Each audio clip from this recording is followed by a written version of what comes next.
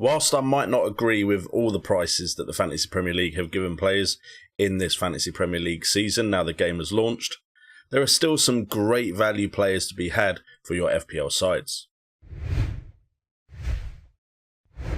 So the website is live, the game has launched, and of course I've been tinkering, I've been looking at stats from last season, and I've been trying to find the players to fit into my side to allow myself to have the likes of Bruno Fernandes, Mohamed Salah, and of course Harry Kane, especially if he makes the move to Manchester City. So having looked at all of that data, here is a video for you guys to give you players a great value for this season that could help you fit those big hitters into your teams. It would be greatly appreciated if you quickly hit a like and a subscribe on this video, and let's start looking at some of the players that we should be thinking about and potentially putting into our squad of 15.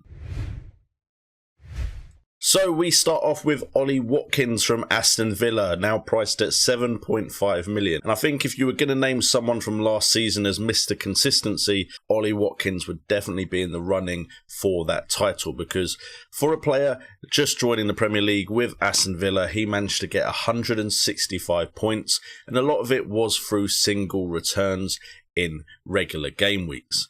Now, to be honest, their start to the season is looking pretty tasty for the first three before they do play Chelsea away, and that is Watford, Newcastle and Brentford, and it is Everton after that Chelsea game, which is a bit of a throw up because I think Aston Villa and Everton, depending on which manager they get, are pretty equal as far as what they could achieve this season, but that's definitely three really tasty early fixtures.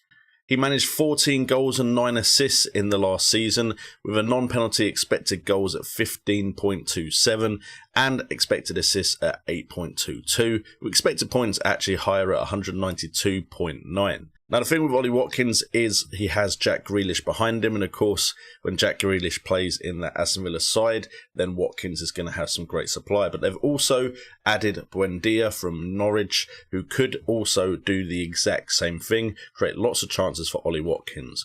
Now, just a warning, he might be a little bit difficult to watch if Aston Villa are on the TV, because I didn't have him last season, but I know people who did, and apparently he was very frustrating, hitting the post and often missing when he could have had some really big hauls. But if you are able to get past that, he is really consistent and one of the best options, I believe, at 7.5 million. The next player we look at is DIOGO JOTA from Liverpool, again 7.5 million. In fact, there's a lot of decent players at the 7.5 million price bracket, but if DIOGO JOTA doesn't get an injury, and he got an injury last season, which meant he didn't play that many games, he could be a great player to consider. He managed to get 86 points last season, 9 goals, 0 assists from non-penalty XG of 8.34, and expected assists at 2.65, with expected points at 97.2. Now the thing is, he is a player that does seem to play really well in patches, so it might be you either put him in your side and you have to be patient with him, or you try and hit him when he is on a purple patch of form. He had a small period last season where he was on absolute fire, and then of course at the end of the season he had a period where people brought him in hoping for the same, and he was quite disappointing. Truth be told, Liverpool were quite disappointing in front of goal as well, and could have had some games where they won 3 or 4-0, but that was last season. This is a new season, and who knows, potentially Liverpool could lose one of their talismanic front three, which means DIOGO JOTA could get some more game time. The starting fixtures for Liverpool are also very promising, with Norwich, Burnley, Chelsea, Leeds and Crystal Palace. That's 3 very favourable fixtures there, and they could score plenty of goals against Leeds as well. Chelsea, very strong defence, however. The only issue is, of course, if you've already got the likes of Trent Alexander-Arnold or Andrew Robertson, and like the majority of people playing the game have Mohamed Salah, then can you also triple up on Liverpool, or is that a bit too much for the start of the season? Before we move on to the next player, please do consider checking out Fantasy Football Hub. Top link in the description. It's a website where you can get fixture tickers, articles and Opta stats, which I've used for this video to look at player data and pick out these top value players. So make sure to check out the link in the description down below. And of course, it does help you guys support this channel, so please consider checking it out. We now go over to Leeds United and we go over to Luke AYLING at 4.5 million, a defender for Leeds. Now he is coming to real consideration because of Dallas's reclarification to a midfielder, which means he doesn't collect the clean sheet points on top of his attacking returns. However, Luke AYLING did do very well last season and Leeds' defence looked a lot stronger in the tail end of the season as well. He managed to get 100 points, which is not bad for a £4.5 million defender. And although he had very little goal and assist threat, he could be part of a Leeds side that does improve. However, there is, of course, always the worry of the second season curse. The fixtures are a little bit more mixed for Leeds, but he is a known quantity to us. Manchester United in the first fixture isn't ideal. Everton could go either way. They do have Burnley and Newcastle, but both of those games are away, and there is, of course, Liverpool sandwiched between those two fixtures. So it could be one case that if you can find a better 4.5 million defender for the start of the season, maybe Luke is someone you bring in later on. Sticking with Leeds United, and we are looking at Jack Harrison as well, midfielder for 6 million. Now, to be honest, the more popular and in vogue thing to do is look at Rafinha at 6.5 million and of course Bamford as an option in striker. However, Jack Harrison had a very good season last year, and I think the only reason he isn't more talked about is because it was overshadowed by the likes of Rafinha. But 160 points for a £6 million midfielder who got 8 goals and 10 assists with non-penalty XG of 6.27 and an expected assist at 7.54 with expected points at 154.4.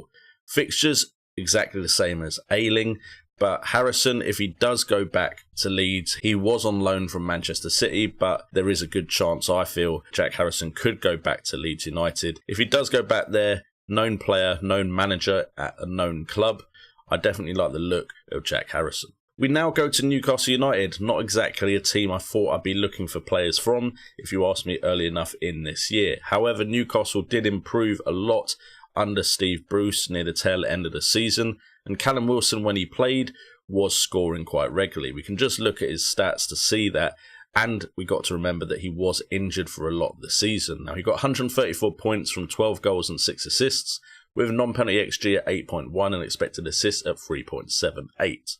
Expected points was at 122.9, and Callum Wilson, when he is in that Newcastle side, makes him a lot more dangerous. He's proven season after season that he will have periods of form which are incredible. There will also, of course, be periods where he is frustrating. But at 7.5 million, he's in a bracket with a lot of other 7.5 million options, and I think there are definitely going to be times when he is a viable option for us. Now, the thing is, West Ham and Aston Villa are a bit iffy as fixtures because both last season did have some good form. However, of course, West Ham now do have the European competitions to play in, and sometimes that really hurts a team's form. Southampton in the middle, because it's at home, I've kind of put that as favourable, but again, who knows what Southampton we're going to get. Then Manchester United and Leeds, so although that doesn't look that great on paper, Newcastle are still capable of getting results against bigger sides, which they proved at the end of last season. If they continue that form, it could happen at the beginning of this one. Next up is TOMAS SOUCEK from West Ham. Now, I've already mentioned the fact that they are in Europe this year,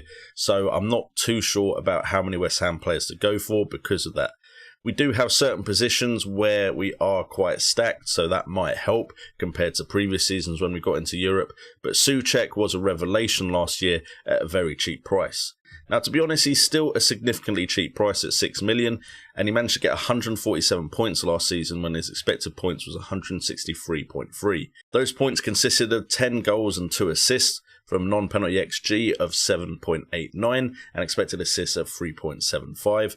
And on their day, West Ham could put in a good performance against anyone last year, and maybe they'll continue that into this year.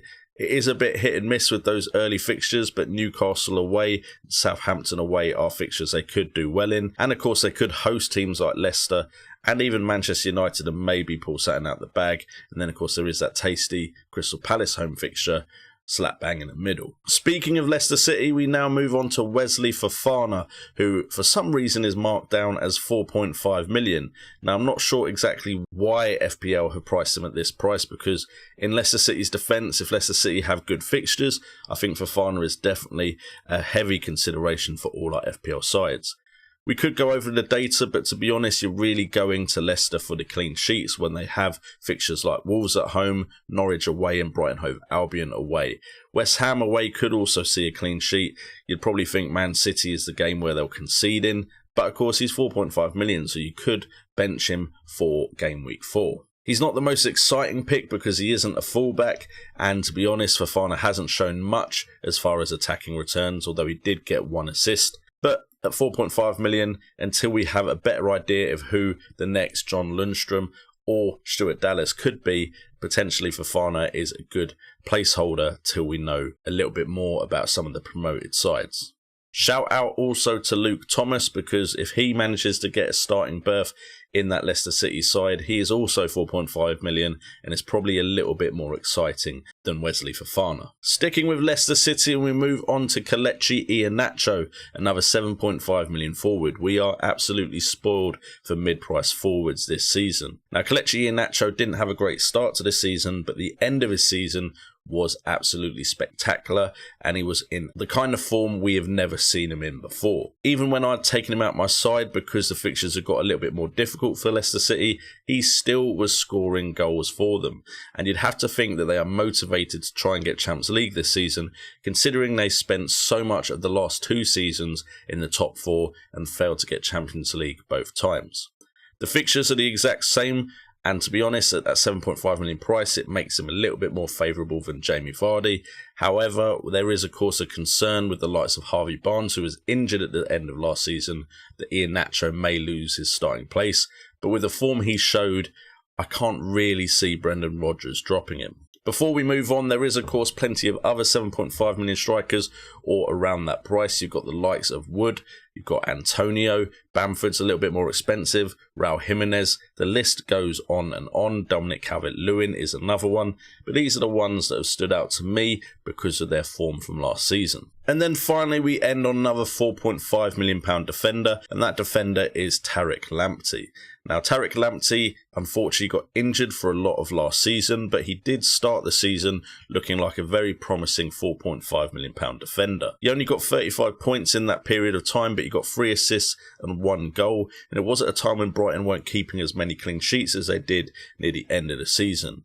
With Burnley, Watford and Brentford in the first 5 fixtures, Everton and Leicester being the other 2, I can definitely see some clean sheets if they can continue that form from last season into this one, and Lamptey is a great attacking outlet for them and will probably be really eager to prove himself after that disappointing injury last season. Of course, there is the likes of Veltman and potentially even Ben White and other defenders in Brighton that you could consider for this position, but I think TARIQ LAMPTEY is the most exciting one of them all, as long as he does return from injury and keep his starting 11 place.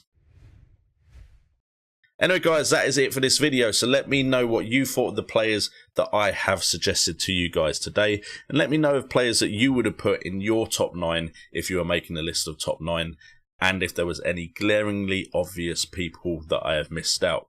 You guys have already done it on my draft when you pointed out FOFANA, so thank you very much for that one. So feel free to do it again because I'm only human, right? If you have enjoyed this video, please do consider hitting that like button and subscribing to help us get to 20k during this pre-season. And with that being said, I've been JNO, this has been FPL Today, and remember, it's all about the game.